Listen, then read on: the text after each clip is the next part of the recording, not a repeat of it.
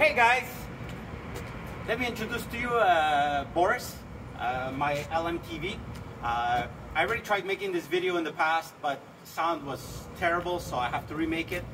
I got this truck last June in the middle of the pandemic.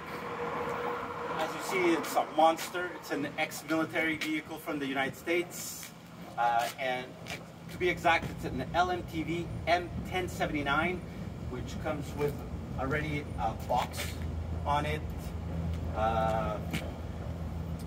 It's a 25-year-old vehicle. From what I was told, it spent 20 years in Iraq parked.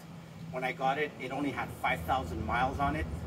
I've already put a 14,000 on it. So it's very reliable, and since it's a diesel, it should be good for 200+ thousand miles. So I don't think I have too many problems with it. As you can see, it has huge tires, 47-inch tires.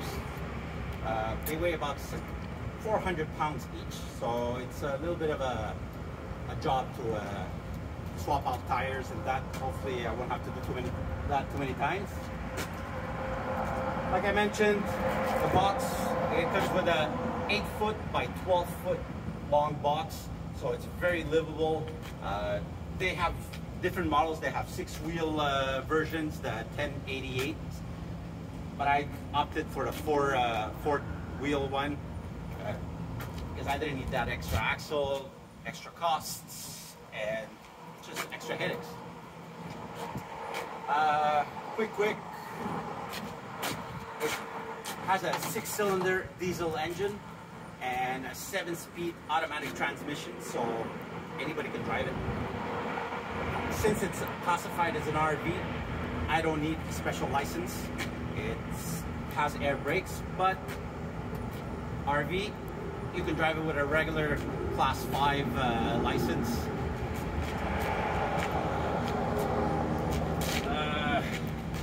It comes with 4 big military batteries in it, 58-gallon diesel tank. There's a couple of things that were added before I bought it, like the jerry cans and a couple of toolboxes. Since last June, I did a couple of modifications on it already. I'll show you a picture of what it looked like when I first got it. And this is, I've already installed a roof rack for my Zargas cases that I put on the roof. I've installed an RV door, regular RV door on the back, because it used to have 5 windows, and I removed one of the windows and I installed a 30-inch door, which was very convenient and very easy. And on the back, if you can see, I installed a platform, which would be considered my terrace, and it extends my living area by 6 feet. So that's why I also opted for the 4-wheel version instead of the 6-wheel. I was planning to do the terrace on the back. It has 2 big doors, which I'm going to use as my patio doors. And I'll have the entrance door like I mentioned before. The ladder came with it. It's a military ladder that came with the truck. So I installed it on the back of the terrace so I can get easy in and out. What else?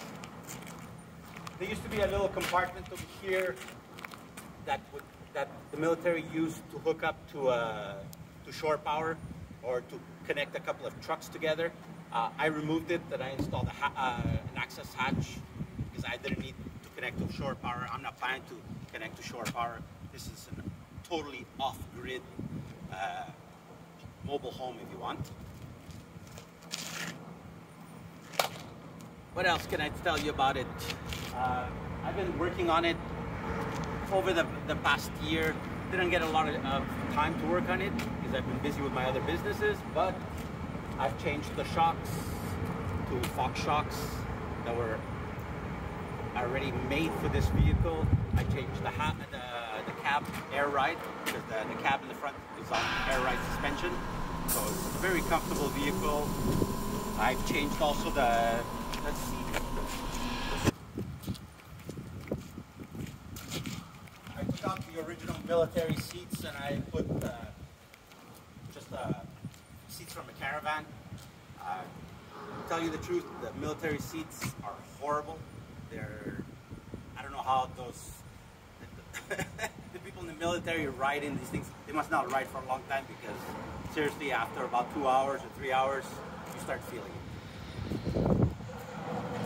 In here, there used to be a spare tire, but I removed it. I'm planning to put my spare tires in the back.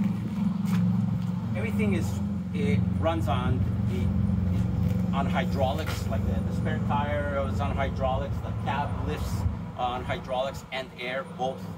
So you can either use it with the air, lifting up the cab, or you can do it with the hydraulics manually.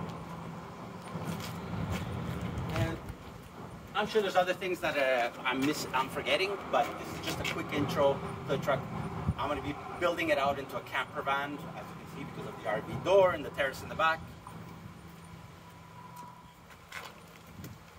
Anyways, I hope you'll follow me on YouTube, as I'm going to be showing some of the build, not all, because it's very time-consuming filming everything. But after it's built and after I get on the road, I'll explain some of the things that I did to it and why, and see if they work out. Click the subscribe button. You'll follow.